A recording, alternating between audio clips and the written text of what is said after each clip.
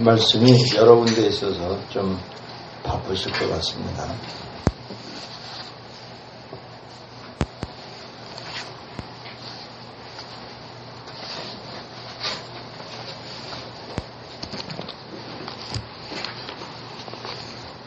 자, 세례에 관한 말씀인데요. 오늘은 그 묵상을 조금 집중하기 위해서 고린도전서 10장의 1절로 13절까지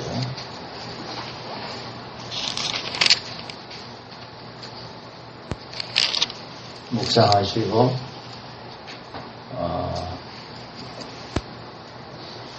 말씀을 나누기를 원합니다. 우리가 봉독은 4절까지 했습니다만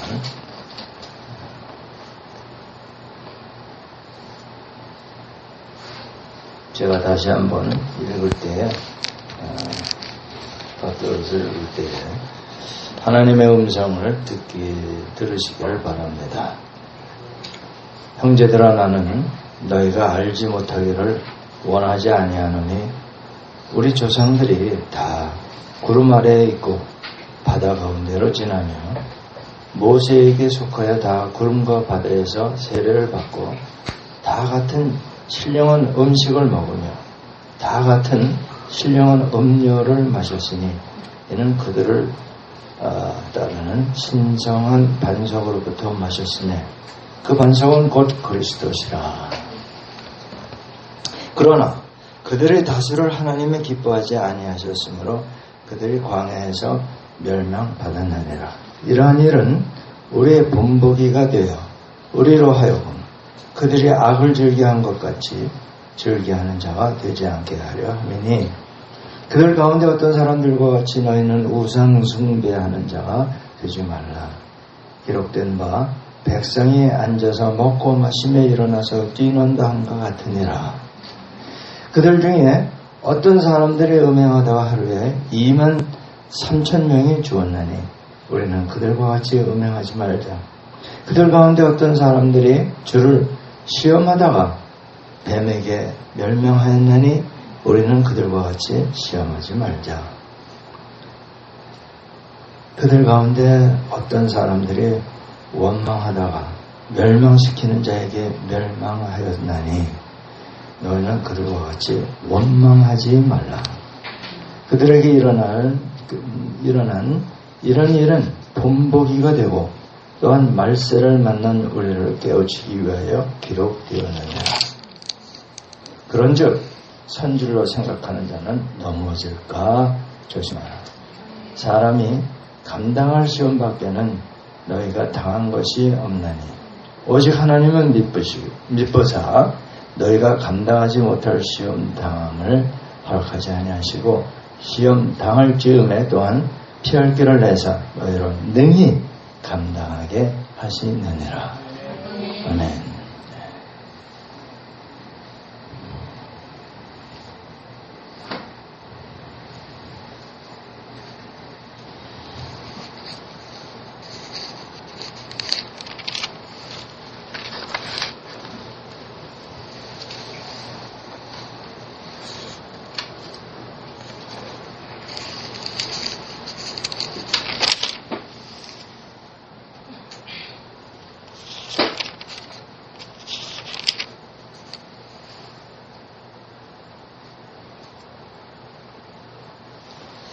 우리가 이제 세례식을 가져야 되는데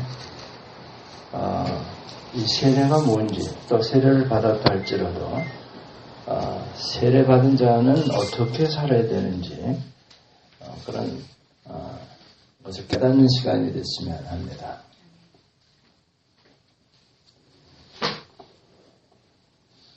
왜냐하면 우리 기독교에서 이 세례 의식은 상당히 중요한 의식이기 때문에 우리가 이것을 정확하게 알고 또 그 세례받은 자는 어떻게 살아야 되는지 그것을 우리가 다시 한번 주님 앞에서 다시 다짐하는 그런 시간이 될 줄로 믿습니다. 여러분 대부분 세례를 받으신 줄로 압니다. 그럼에도 불구하고 제가 오늘 설교 제목을 세례를 받으셨습니까? 라고 묻지 않을 수가 없는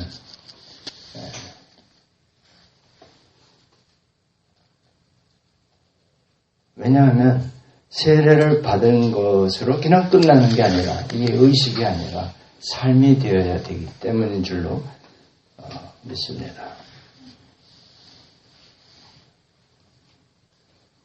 그래서 이 고린도전서 10장에서도 이스라엘 백성의 세례에 대해서 말씀하시고 곧바로 우상 숭배에 관한 경고의 말씀이 이어집니다.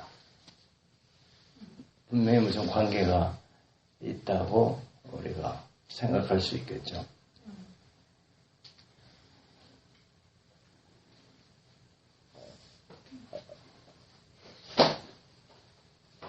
자, 다시 한번 묵상하시면서 깨닫는 것들을 우리 서로 나누기를 원합니다. 왜냐하면 하나님의 말씀은 정말 이 차원도 높고 또 아주 그 여러 각도에서 우리가 깨달을 수 있게끔 깊은 그런 말씀이기 때문에 우리가 여러 사람의 깨달음을 함께 나눔으로 해서 정말 말씀의 그 넓고 깊은 것을 우리가 깨달을 수 있기 때문에 이 설교자의 말씀 선포만 가지고는 사실 좀 부족한 게 없지 않아 있습니다. 또 각자 와닿는 게 다르기 때문에 다 이렇게 나눴으면 좋겠지만 시간상 그렇게 할 수는 없고 한 서너 분만 시간을 오래 드린다고 해서 뭐 깨닫는 것도 아니니까 발표해 주시기 바랍니다. 11절 말씀 그들에게 일어난 이런 일은 본보기가 되고 또한 말세를 만난 우리를 깨우치기 위하여 기록되었느니라.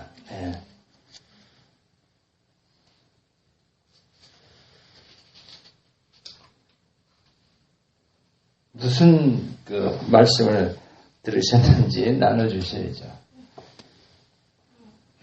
하나님 앞에 내 죄성을 발견하면서 이 시대도 우리가 똑같이 세월이 흘러도 지지는 건 똑같은 것 같아요. 그래서 맨날 말씀을 통해서 알면 내 자신을 살펴보면서 이스라엘 백성이나 오늘날 우리 신약의 성도나 참 이 죄 문제는 늘 씨름을 할 수밖에 없다.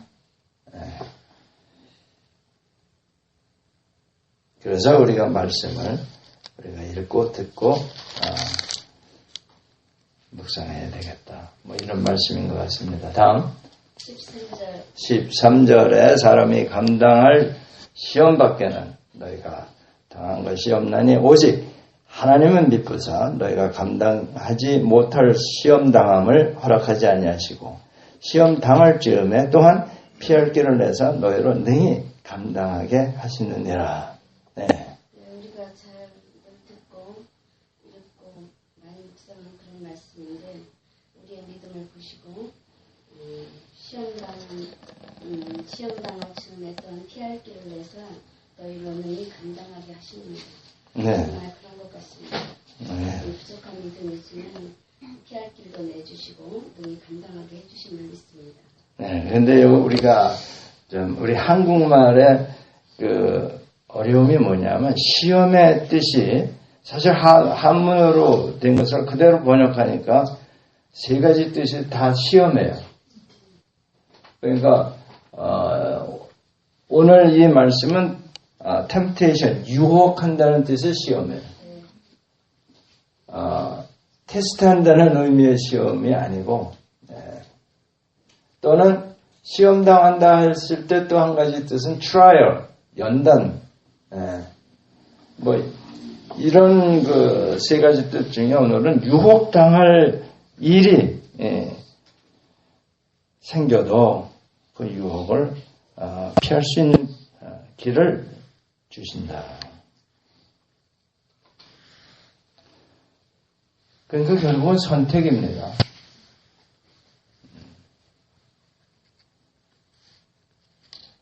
자, 또 12절 말씀. 그런즉 선줄로 생각하는 자는 넘어질까 조심하라.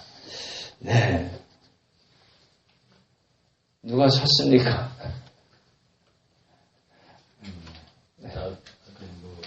대부분 다 자기가 선줄로 생각하는데 항상 조심하자. 네. 그렇죠? 네. 다시 말하면 나만만 하라 이런 생각이 들면 이미 넘어졌다는 그 생각하는 것 자체가 벌써 이미 넘어진 상태다. 넘어졌다는 건 믿음에서 떨어져 나갔다. 실패한 경우다. 한 분만 더.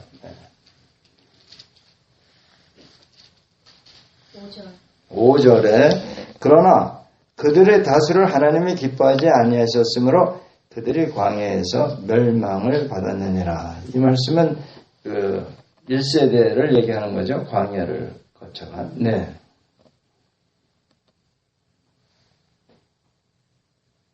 뭐죠? 그들도 세례를 받았고 신령한 음식도 먹고 신령한 음료를 마셨지만 네. 한두 명이 아니라 다수가 기뻐하지 않았고 하나님께서 결국 멸망을 받았다는 거예요. 광야에서 죽었다. 우리 다 아는 이야기죠. 여호수아와 갈렙 이외에는 1세대가 가나안 땅에 들어가지 못했습니다. 심지어 모세까지도. 그러니까 이 가나안 땅은 우리가 지금 알고 신약 시대에서 천국을 상징한다고 봤을 때에 뭐겠어요? 천국은 믿음으로 들어간다는 거예요. 여호수아와 갈렙은 하나님의 약속의 말씀을 믿었어요. 자기네들의 그 열악함, 아주 형편없이 약한 것을 알면서도 하나님이 말씀하셨으니까 우리는 당연히 이길 수 있다. 믿음의 고백을 한 두 사람이었어요. 그러니까 이제 구약에서 이 장면들은 신약 시대를 정말 잘 시청각으로 볼 수 있게끔 해주는 것이 아닌가. 비주얼 프레젠테이션인 경우가 굉장히 많습니다. 네, 감사합니다. 자, 우리 말씀을 놓고 다시 이 세례에 대해서 도대체 세례가 도대체 뭐냐 했을 때 베드로전서 3장 21절을 보면 아니고 이것이다 이런 말씀이에요. 그 아니고가 뭐예요? 내가 성스러워지는 것이 아니고 육체의 더러움을 씻어내는 것이 아니고 육체의 더러움은 그대로 있고 뭐 이런 말이 되겠습니다. 다시 말하면 육신의 정욕과 안목의 정욕과 내가 가진 것, 내가 자랑하고 싶은 것 그대로 있는데 예수 그리스도의 부활을 힘입어서 새롭게 된 나의 양심이 하나님께 응답하는 것이다. 아주 정확한 그 설명입니다. 세례 받았다고 해서 내가 다시는 죄하고 관계가 없는 그런 사람이 되는 게 뭐예요? 아니라는 거. 착각하지 말라 이런 얘기.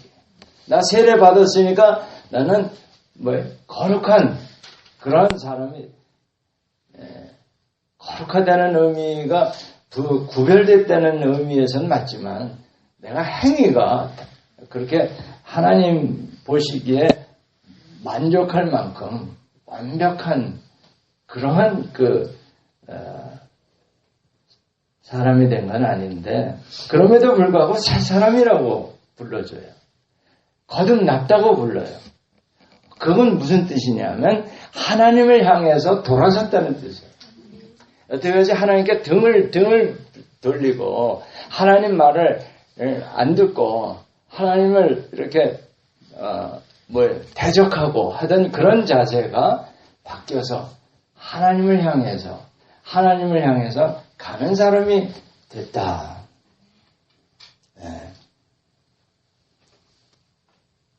근데 이제 여기서 우리가 또 침례교회에서 아예 세례가 아니라 침례다 그러는데 그건 사실 마이너한 이슈입니다.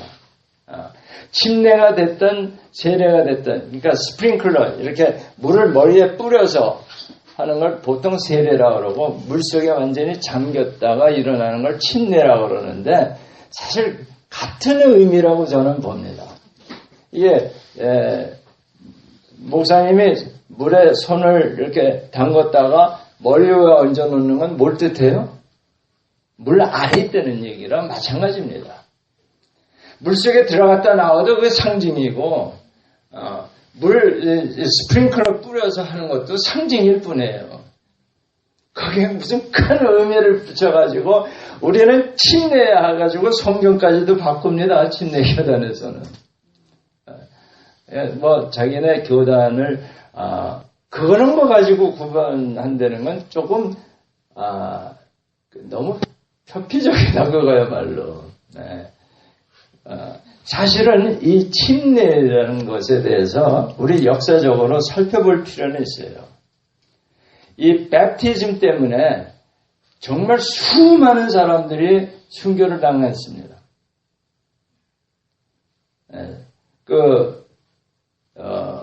마틴 루터의 그 종교 개혁 이후 얼마나 많은 성도들이 순교를 당했는지 이루 말할 수 없어요. 순교도 불에 태워서 죽이든가 기둥에 매놓고 생사람을 아니면 쳐서 죽이든가 아니면 물속에 아주 잠궈서 수장하는 엄청난 대가를 치른 것이 세례예요. 오늘날은 그냥 세례를 그래 나 세례 받아서 이렇게 얘기할 수 있는 거는 이 정말 수많은 우리 선조의 그 피를 값을 주고 산 것이 세례입니다. 여러분 세례는 너무 그렇게 가볍게 생각하시면 안 돼요. 이 세례식을 오늘날과 같이 이루기까지 얼마나 많은 피를 흘렸는지 여러분이 아셔야 돼요. 그게 왜 그러냐면요. 이 세례를 주장한 사람들 재세례파라고 불렀어요. 교황청에서. 근데 이게 왜 그렇게 중요하냐면요. 이 천주교에서 교황청에서는 낳자마자 세례를 줬어요. 유아세례라고 그래요. 유아세례. 그건 뭔 뜻이냐면 낳자마자 다 기독교 제도권하에 집어넣겠다는 의도가 있는 거예요. 믿음하고는 상관없이. 그러니까 이게 정치적인 이슈입니다, 사실은. 기득권자와 이런 거와 굉장히 비슷한 논리예요. 정말 극렬한 그 싸움들이 일어난 게 처음에는 이게 감히 말도 못 꺼내는 건데, 그러니까 하나님을 정말 믿는 사람만이 받아야 되는 게 세례다라고 주장한 게 이제 그 세례파들인데 그 반대 교황청에서는 이놈들 세례를 줬는데 뭘 또 세례를 받아 그래서 세례파 이렇게 불렀던 거예요. 애나베프티스트. 그러니까 베프티즘이 이제 세례인데 거기 애나 또 하나 하는 거예요. 그렇게 불려졌어요. 그러니까 이 소위 재세례파라고 불리는 사람 크리스찬들은 이게 왜 재세례냐? 이게 첫 번째지. 유아세례는 건 세례가 아니다 이런 얘기. 무슨 얘기인지 아시겠어요? 여러분이 받은 이 세례, 마음 놓고 편안히 받는 이 세례 때문에 많은 사람들이 목숨을 잃었어요. 그냥 이렇게 세례 받게 된 게 아니라는 거예요.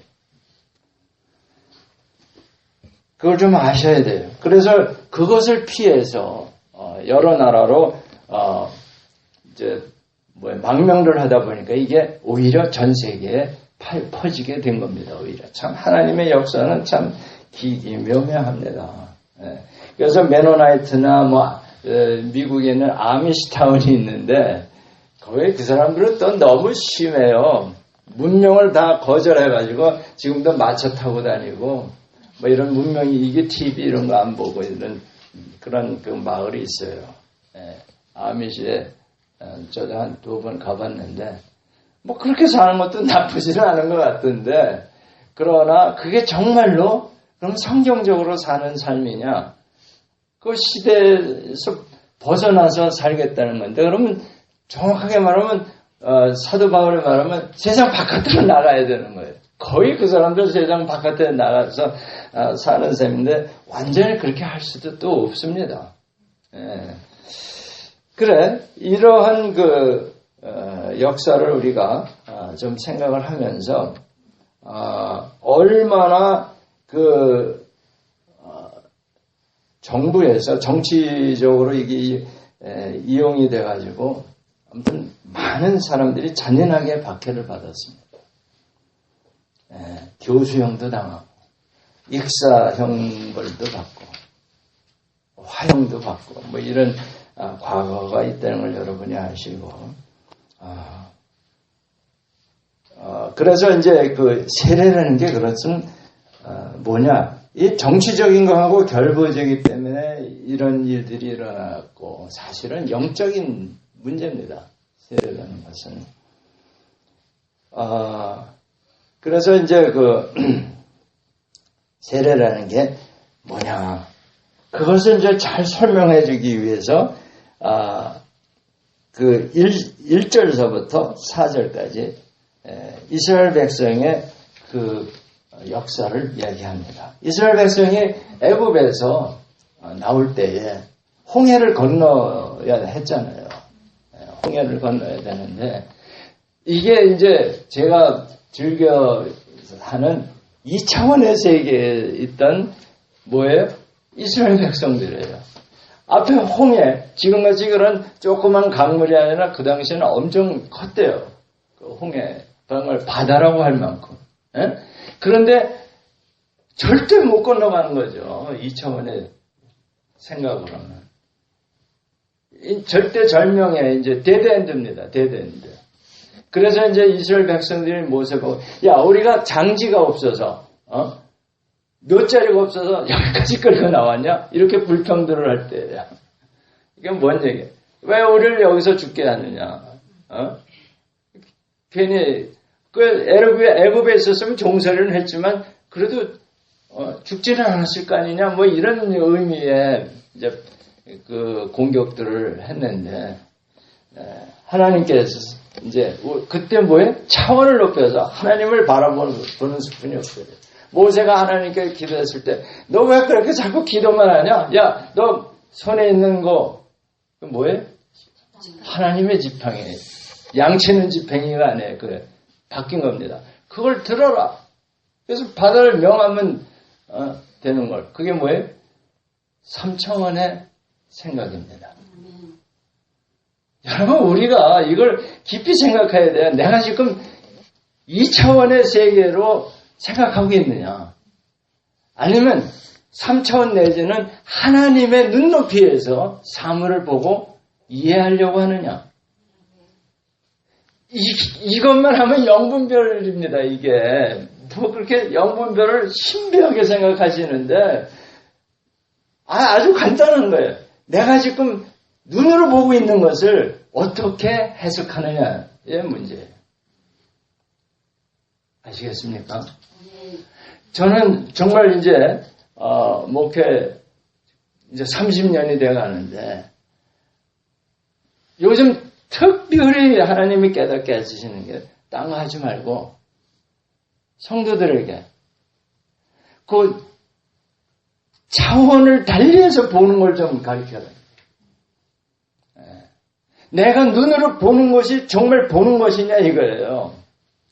우리 눈이 얼마나 부정확한 거는 저 샌프란시스코에 있는 그 과학 그 뮤지엄이 있는데 그 착시 현상을 그 과학적인 그 실험 도구처럼 해서 만들어 놨는데 정말 기가 막혀요. 내가 보는 게 정말 이게 보는 게 아니구나.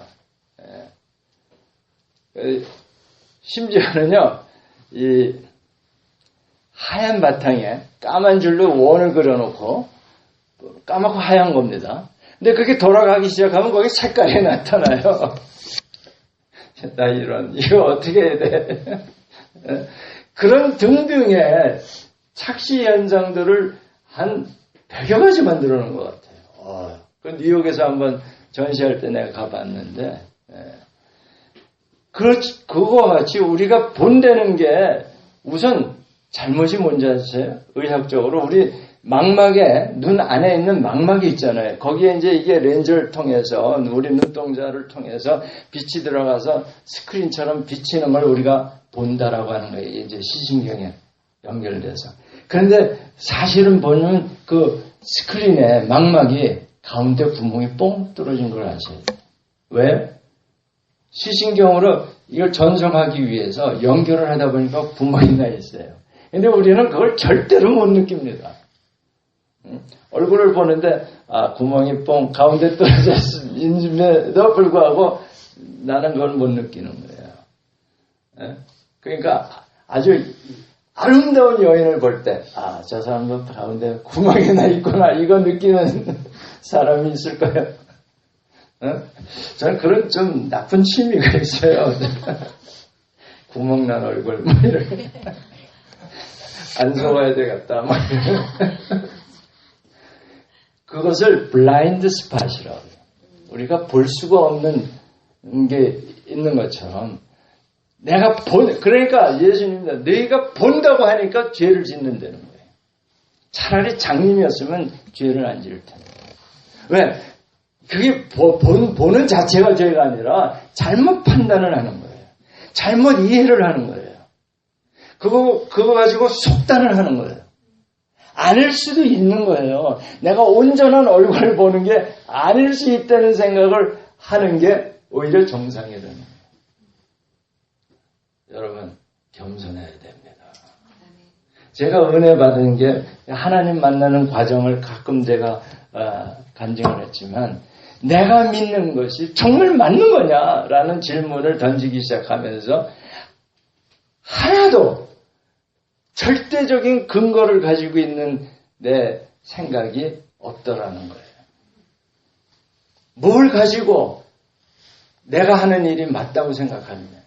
내가 하는 게 정말 의롭다고 말할 수 있는 근거가 뭐냐 이거예요. 사실은 그건 좀 이제 믿고 난 다음의 얘기고요. 믿기 이전에 제가 설계로서 정말 세계적인 건축가가 되겠다고 막 그 대시를 할 때 다행히 그것도 하나님의 은혜로 그 당시에는 세계 최고의 그 건축가라고 존경받는 그분 밑에서 일을 했기 때문에 우리가 그 회사에서 하는 거는 온 세계에서 칭송을 받았어요. 그러니까 우리는 항상 아름다운 것을 설계하는 사람들라는 착각들을 가지고 살았던 것 같아요. 그런데 정말 그러냐라는 질문을 던지기 시작했어요.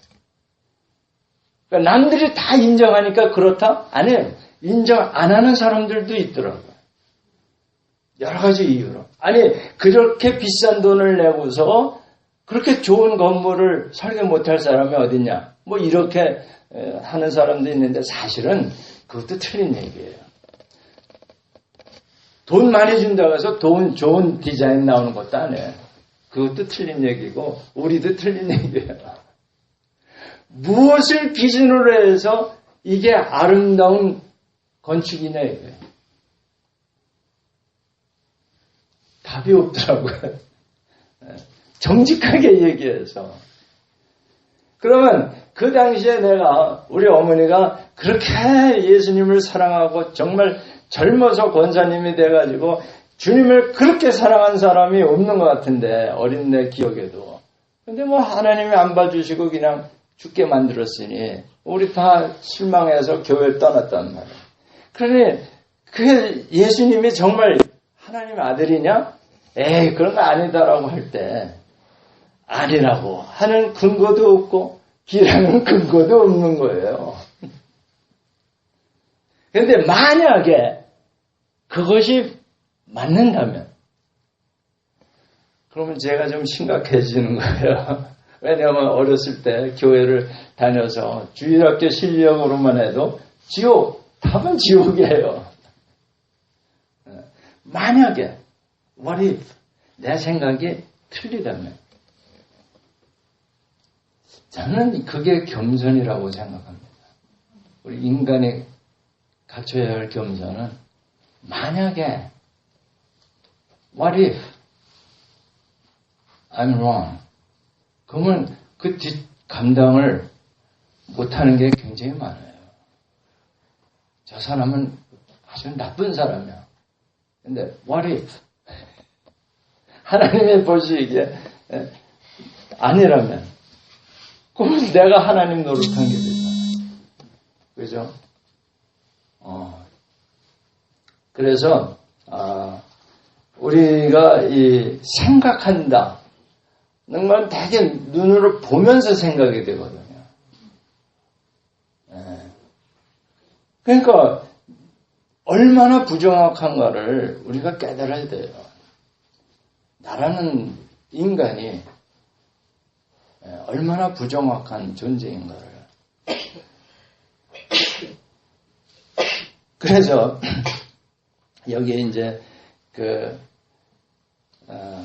거듭남에 대해서 세례를 이제 통과해야 되는데, 그런데 그 예표로 홍해를 건너는 이 장면이 나오는 겁니다. 자, 그래서 이제 이 고차원으로 하나님의 홍해를 갈라주잖아요. 우리 생각으로는 이 바다가 갈라질 수가 없는 거 아닙니까? 근데 이 고차원의 능력으로 바다를 갈라놓았을 뿐만 아니라 드라이랜드였던 것 같아요. 질퍽질퍽한 거는 뻘바닥이면 아마 힘들었을 거예요. 근데 거기가 추산으로 그때 한 200만이라고 하거든요. 이스라엘 그 종족이. 200만이 그거를 가려면 상당히 넓게 이 바다가 갈라졌어야 될 거예요. 왜냐하면 급히 건너가지 않으면 바로 뒤에 쫓아온 애국 군대가 있는데 이 사람들은 걸어온 게 아니에요. 뭐 타고 왔어요? 말이 아니야. 체리엇. 전투 말 여러 필이 끄는 마차를 타고 베네에서 봤듯이 말 4마리가 끄는 체리엇을 타고 왔으니 얼마나 급히 왔겠어요. 그러니까 정말 위기 촉발의 그 시점에 달아서 이 홍해를 건너는 겁니다. 이게 세례라는 거예요. 이게 물속을 통과한 게 세례라는 거예요. 근데 여기서는 그 표현을 좀 더 광범위하게 우주적으로 표현한 게 뭐냐면 구름 아래. 구름이 뭐예요? 구름이 물 안에요. 물. 예. 여러분 구름은 이 솜사탕인 줄 아셨어요? 작은 물방울들 안에 수증기. 예. 그러니까 구름 아래, 이게 벌써 이게 세례의 의미입니다. 그러니까 물을 뿌렸던, 물속에 잠겼던, 아무튼 물 아래 지나가게 했잖아요. 그래서 바닷속을 통과하지 않습니까? 실제로 그것을 세례라고 설명하고 있어요. 바다 가운데로 물속으로 지나간 거네. 자, 그랬더니 어떻게 돼요? 이렇게 집단 세례를 받은 겁니다. 온 민족이, 이스라엘 민족이 한꺼번에. 그러니까 세례의 표상인데 사실은 또 하나의 예표예요. 이게 뭐예요? 거듭남, 중생의 예표입니다. 우리가 거듭나는 것은 내가 노력해서 되는 게 아니에요. 하나님의 은혜로 되는 겁니다. 하나님이 불러주셔야 되는 거예요. 마찬가지로 여기 뭐예요? 바다를 누가 갈랐어요? 하나님이 갈라주신 거예요. 우리가 거듭나는 거 하나님이 거듭나게 해주시는 거예요. 뭐 이런 거 저런 거 이렇게 하면 너는 구원받았어. 이게 이제 펀더멘털리스트의 방법인데 뭐 11전에 성수주의를 해. 뭐 해. 그러면 너 구원받았어. 이게 아니라는 거예요. 내가 뭘 해서 구원받는 게 아니라 하나님이 일방적으로 베풀어 주실 때 구원이 되는 겁니다. 그게 이제 홍해에서 보고 깨달아라 이거예요. 예표로 미리 수천 년 전에 보여주시는 거예요. 자, 그랬더니 그 다음 4절에 아주 신령한 음료라는 게 뭐냐면, 신령한 음식이라는 게 뭐냐면 영적인 음식이에요. 신령하다 그래서 무슨 뭐 맛이 특별한 게 아니고, 아시겠어요? 네. 그러니까 신령한 음식, 영적인 음식을 먹었어요. 그게 실제로 뭡니까? 만나네, 만나. 그 신령한 음식 아니에요? 햇빛 나면 다 사라져 버리고, 또 많이 거둬도 남지도 않고, 적게 거둬도 모자르지도 않고. 그런데 또 주중에 2배로 거두면 그 아무 소용이 없는 거예요. 욕심내봐요. 그런데 또 안식일 전에는, 그때는 또 어떻게? 금요일은 2배를 거둬도 그대로 있는 거예요. 이 영적인 음식 아니겠습니까? 예. 그 다음에 신령한 음료. 그럼 건너갔는데, 마실 물이 없는 거예요. 바닷물 마실 수는 없잖아요. 목말라서 또 막 죽겠다고 아성 칠 때, 하나님의 모세에게 바위를 2번 쳐, 2번 치라 그랬나? 1번 치라 그랬나? 아무튼, 그거 갖고 시비를 거는데, 그게 중요한 게 아니고, 아무튼, 바위에서 샘물이 솟구쳐 나왔어요. 근데 땅에서 그냥 솟구쳐 나왔다 그러면, 그럴 수도 있겠다. 그런데, 바위에서 물이 푹 솟아 나오니, 이게 신령한 음료가 아니고 뭐겠어요. 이게 다 예표입니다. 이게 요한 사도가 설명을 하는데 뭐라는 거예요, 이게? 신령한 음식이 바로 예수의 살이라는 거예요. 이거 설명하기 위해서 지금 홍해를 건너고 바위를 터뜨려서 물이 나오게 하는데 그게 뭐예요? 예수님의 살과 피를 설명하기 위해서 그 수천 년 전에 하나님이 시청각 교육을 하신 거예요. 시청각 교육을. 할렐루야. 그걸 보고 세례가 무엇인가를 깨달아라. 같은 맥락이고 같은 의미라 이런 얘기. 여러분 어떠세요? 세례 다시 받고 싶다는 사람 많이 나올 것 같은데. 이거 모르고 세례 받네.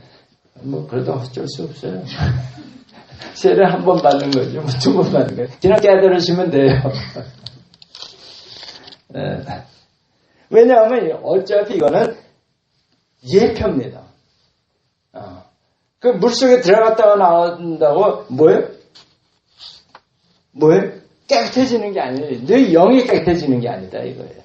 maybe 몸이 깨끗해지는 줄은 모르죠.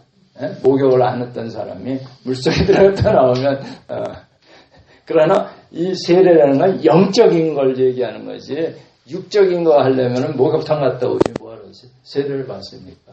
그렇죠? 네. 그러니까 이 세례라는 건 상징적인 거다 이런 얘기예요. 네. 그래서 이 상징적인 것인데 어떻게 해야 되느냐? 거기서 이제 설명이 나오는 거예요. 신령한 음식, 뭐예요? 예수의 살을 먹어야 돼. 그러니까 예수의 살이 뭔가, 그러면? 우리가 식인종인가? 뭐, 그래가지고 시험 든, 이스라엘 백성들 있었잖아요. 예? 뭐, 바리새인들, 뭐, 이런, 성경 잘 안다는 사람들이, 예? 뭐야, 이게, 우리 식인종이야? 모르겠는데, 뭡니까? 예수의 살. 어떻게 만들어진 거예요? 말씀이 육신이 돼요. 결국은 말씀을 먹으라는 겁니다. 세례 받았습니까? 말씀을 먹어야 된다는 거예요. 이 신령한 음료, 뭐예요? 예수의 피로 예수님 말씀하시는데, 뭐예요, 이게? 생명이 있다는 겁니다. 피는 생명이 상징해요. 피라는 거는. 그래서 피를 먹지 말라는 거예요. 생명을 먹지 말라는 거예요. 아시겠어요? 제가 그래서 안 먹잖아요. 선지도 안 먹고. 근데 신기해. 어려서 그런 뭘 알았겠어요? 싫더라고.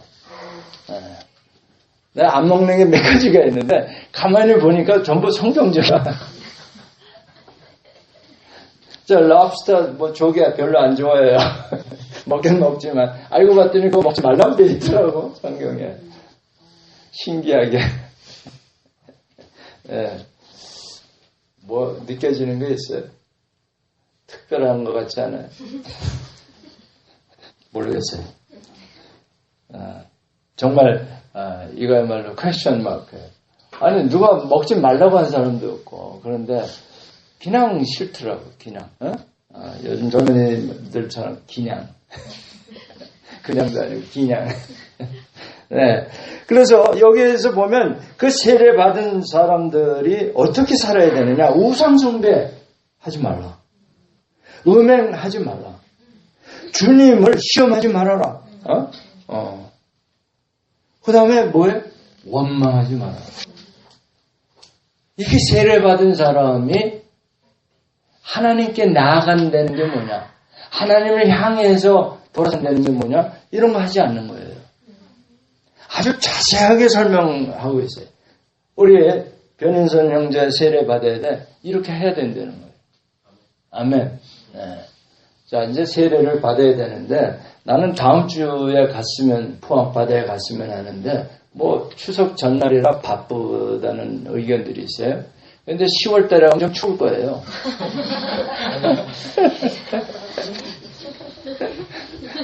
아니, 본인은 괜찮아, 세례 받는 사람. 내가 추워. 괜찮다고요.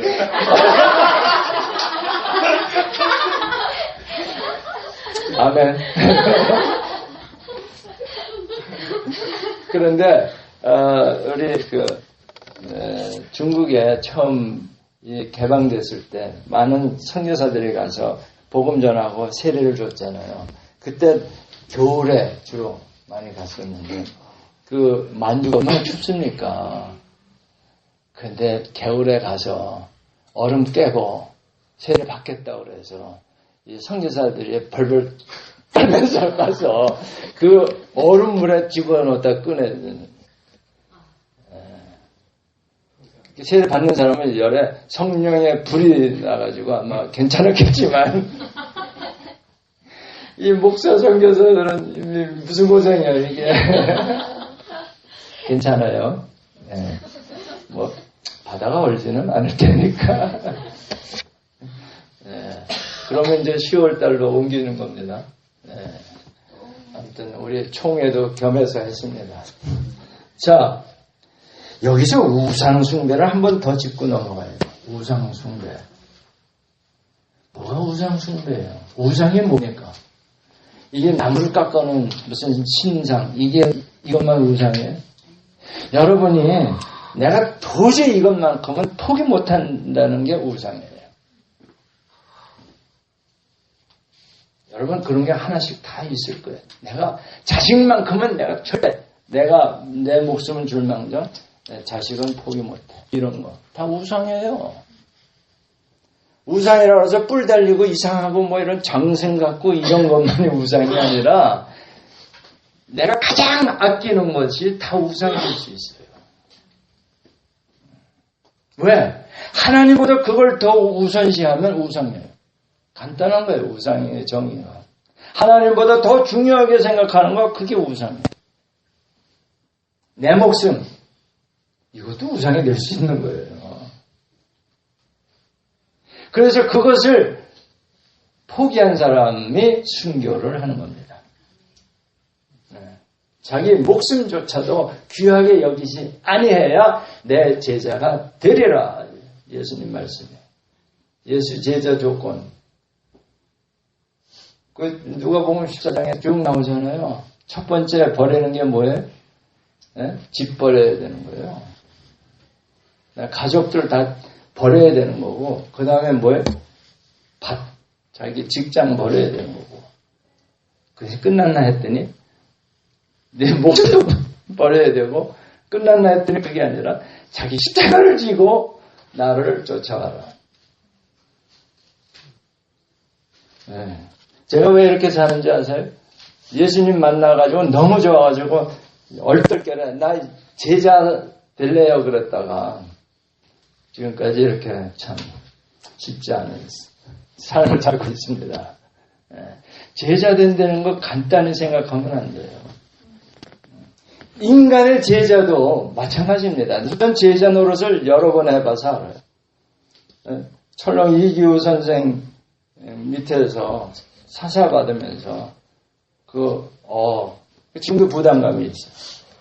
그 다음에 건축 미스터 페이의 사랑을 받으면서 그분에 대한 부담감도 있어요.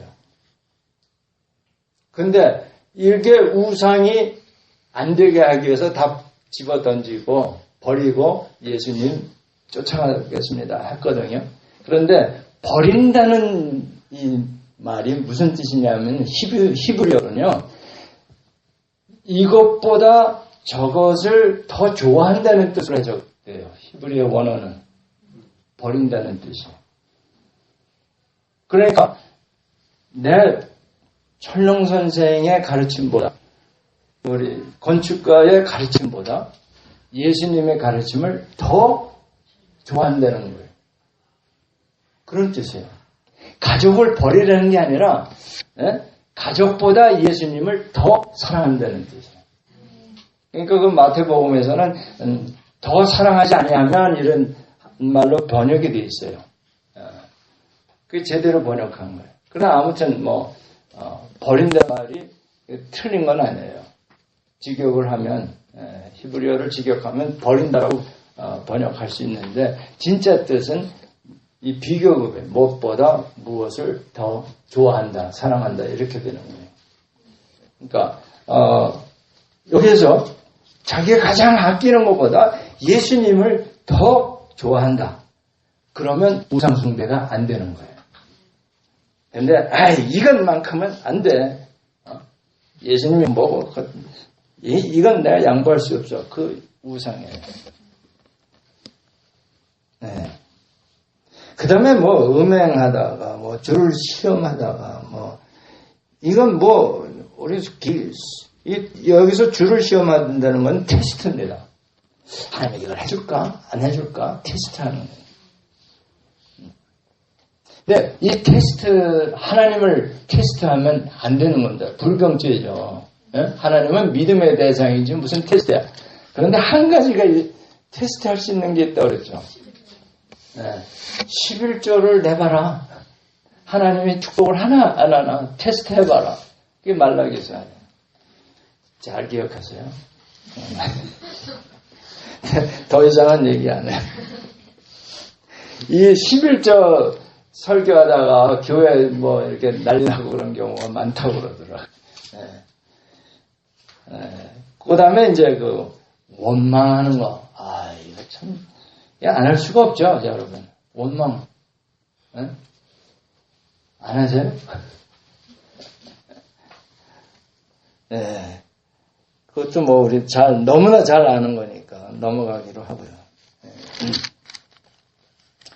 자, 그래서 이런 걸 다 해서 우상 숭배 없고 음행 하나님 시험하는 거 없고 그동안에 없었어. 한동안 원망도 한동안 네? 한 달간 안 했어. 그럼 됐네. 이렇게 하면 넘어진다는 거예요. 참 이게 참 묘미입니다. 이게 신앙생활의 묘미예요. 네. 그렇지 않으면 너무 심심할 거예요. 됐네 하고 그냥 쭉 계속된다면 얼마나 심심하겠어요. 네. 또 자빠졌다가 또 일어나는 재미도 있고 그래 이제. 그런데 자빠졌는데 전혀 안 일어나는 사람이 있어요. 여기가 편해. 난 누워있을래. 그러면 안 되죠. 네. 자, 이게 세례받은 자가 하나님을 향해서 나아가는 뭐예요? 플래치라는 거예요. 여기 영어로 보면 플래치. 이 서약입니다. 맹세예요. 세례받는다는 게 맹세하는 거예요. 그 베드로전서 3장 21절 다시 가봐요. 베드로전서 3장 21절에 보면 물은 예수 그리스도께서 부활하심으로 말미암아 이제 너희를 구원하는 표다. 그렇죠? 네? 상징일 뿐이에요. 상징, 심볼. 그런데 이는 육체의 더러운 것을 제어버리면 하나님을 향하여서는 양심의 간구다 했는데 이게 영어로 보면 the pledge입니다. pledge 했을 때 이게 뭐예요? 맹세한다는 거예요. 하나님을 향해서 내가 가리라고 맹세하는 것, 그거 서약하는 것, 그게 세례라는 거예요. 아멘. 예, 여기 간구라고 해가지고 이게 애매한데 그 영어로 보면 정말 여기는 맹세하는 거예요. 서약하는 거. 그런데 이 세례는 말이죠. 어떻게 하는 거냐? 많은 사람들 앞에 보여야 서약이 되죠. 자기 혼자 그러면 그게 서약이 됐는지 안 됐는지 증인이 없단 말이에요. 증인이. 여러분 결혼식에 왜 많은 친척 친구 친지 왜 불러요? 증인들이에요. 그 사람들이. 이 두 사람이 부부로 살겠다고 인정해 주는 거예요. 그래서 원래 그 결혼식에는 이 있는 사람 없습니까? 물어보게 돼 있는 거예요. 여기 이 있습니다. 그러면 결혼식 안 되는 거예요. 조심하세요. 여기 이미 했으니까 괜찮은데. 요즘도 가끔 그거 물어보는 그 주례자가 있긴 있더라고요. 그 아슬아슬한 경우에는 글쎄 그런 경우가 있을 수도 있겠죠. 아무튼. 그런데 그래서 이게 뭐냐면요. 많은 사람들 앞에서 서약하는 거예요. 증인들 앞에서 세례를 받는 겁니다. 우리 괜히 가는 거 아니에요. 우리 놀러 가는 게 아닙니다. 네? 어쩌면 차비도 내줘야 되는 거예요. 증인들한테. 좀 와주십시오. 증인해 주십시오. 아니야, 그럼 내 우리 안 되겠다. 그건 취소. 네. 농담이고. 네. 증인들 앞에서 서약하는 겁니다. 아멘? 네. 그래서 뭘 보여주는 거냐? 이제는 나의 옛사람, 나 중심적인 삶 안 살고 죽었고, 나 이제 하나님을 향해서 살리라는 결단을 내가 하는데 여러분이 들었죠? 봤죠? 증인입니다. 이거 하는 거예요. 그런데 일단 뭐를 먼저 증인해야 돼? 증인들은 뭘 증언해야 돼? 먼저 죽었다라는 걸 인정해 줘야 돼. 그렇죠? 물속에 들어가는 게 죽은 거의 상징이에요. 익사. 그러니까 노아 홍수 때 이게 산을 다 덮었어요, 물이. 그러니까 얼마나 높이, 그 에베레스트 그 높은 산을 다 덮고 그 위에 6m를 더 높이 왔대요, 물이. 상상이 갑니까? 모든 산을 다 덮고 그 위에 피트로면 20피트고 그 성경 그 측량으로 보면 15큐빗이에요. 그 1큐빗이 45cm예요. 그걸 곱하면 6.7 얼마 미터예요. 이거 맞는 거예요. 에베레스트 산 꼭대기보다 6m 더 높이 물이 왔. 어떻게 되는 거예요? 이게 그 물이 다 어디서? 그래 몰라. 그 당시는 아마 에베레스트 산이 없었는지도 모르지. 나중에 폭발해서 나왔는지는 모르지만 아무튼 모든 게 다 잠겼다는 건 뭐예요? 죽었다는 거예요. 40일간 잠겨 있었으니 코로 숨 쉬는 게 살 수가 없죠. 우리 2분만 물속에 잠겨 있으면 죽어요. 약한 사람은 1분만 있어도 죽고. 그죠? 그러니까 물속에 들어갔다는 것은 나의 옛사람이 죽었다는 거예요. 나 중심적으로 사는 것을 포기한다는 뜻이에요. 말하자면 장례식과 비슷한 겁니다. 세례식이. 나의 옛사람은 죽었노라. 장례식. 근데 장례식만 하면 안 되죠. 왜? 물 위로 나오는 건 뭘 뜻해요? 부활. 내가 이제 새 사람으로서 새로운 가치관으로 내가 살겠노라. 부활을 또 뭐예요? 증거하는 겁니다. 그러니까 우리 증인들은 뭐래? 아니 너 죽었다며? 너 그래서 쓰겠어? 그렇게 얘기해 줘야 되는 거예요. 자기 유익을 위해서 뭐 얘기한다든가 뭐 이렇게 꿍시렁 원망한다든가 또 여기 보면 뭐 음행을 해? 이건 말도 안 되는 거고. 여기 그대로 되어 있잖아요. 하나님이 이건 하나님이 해주실까? 안 해줄 것 같아. 그러면 뭐예요? 너 죽은 사람이 그렇게 말하면 되겠어? 이렇게 말해주는 게 증인들이에요. 근데 증인들조차 그렇게 안 하니까 서로 봐주는 거야. 이게 이제 문제인 거예요. 서로 봐주는 게. 그래서 오죽하면 제가 원래 굉장히 온유한 성격인데 학생들을 그냥 나무랄 수밖에 없는 그런 위치에 놓이게 됩니다. 우리 한동 NIBC 출신들은 뭔 얘기하는 건지 잘 알 거예요. Very sarcastic 하다고도 해요. 그 영어로 얘기하는 게 잘 모르는구나. cynical 하다고도 해요. 그게 뭔 뜻이야? 까칠해. 저 원래 그런 사람은 아닌데 그걸 해줘야 되는 게 증인이다. 당신 그러면 안 돼. 너 그렇게 하면 안 돼. 이게 증인이 해야 할 의미예요. 아멘. 결혼식 할 때 그거 잘못 쓸때다 주례자들이 여기 있는 분들은 다 증인인데 이 사람들이 이 부부가 잘 살 수 있도록 뭐 격려하고 뭐 어쩌고 하시겠습니까? 그러면 다 뭐 예 하고 대답하는데 이 세례도 마찬가지예요. 우리 변인선 형제가 세례를 받는데 여러분 그 책무를 감당하시겠습니까?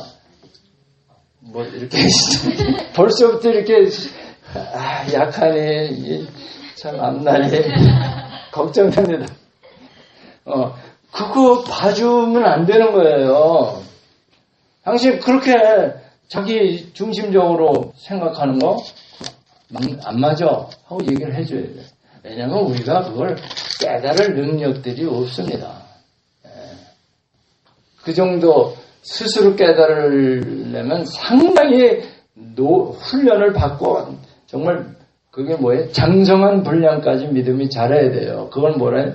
mature, 성숙한 신앙인이 돼야 되는 거예요.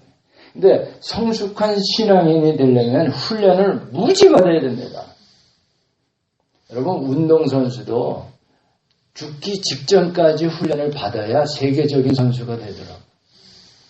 그 황영조 있죠? 저 스페인 올림픽 때 정말 성기정 다음으로 그 올림픽의 꽃을 피운 사람 안에 그 사람 인터뷰하는 걸 내가 한번 들었어요.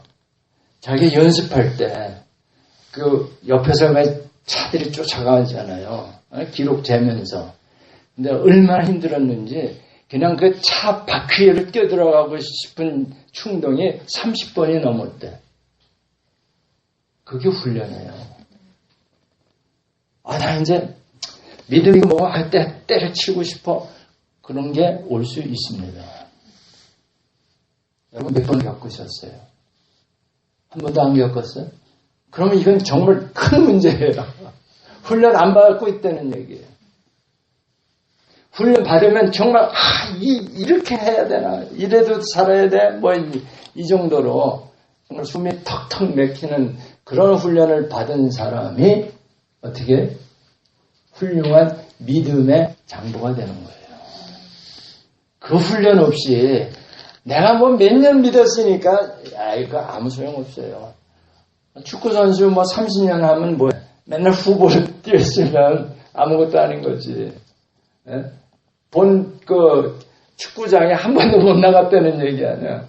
예? 맨날 명단에만 올라가 있고. 예. 잘 생각해 보세요. 육체의 훈련이나 영적 훈련이나 똑같습니다. 너무 비슷해. 예. 그러니까 내가 예수 믿고 나서 고난이 없다. 이거 생각해 봐야 되는 거예요. 근데 그 고난이 뭐냐? 그게 나를 정말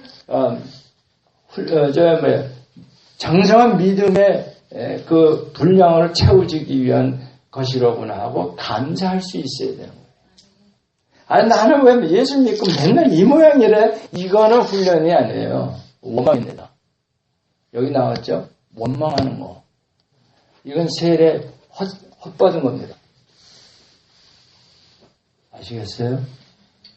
우리 입에서 원망이 나왔다. 세례 다시 받아야 돼. 원칙적으로 말하자면. 아시겠어요? 네.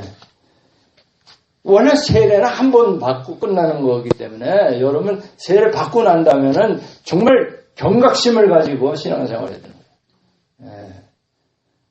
그래서 물은 여러분을 구원하는 그 세례를 상징하는 표예요. 네, 심볼이다. 그래서 선한 양심을 가지고 하나님께 나아가는, 응답하는 하나님의 음성에 순종하는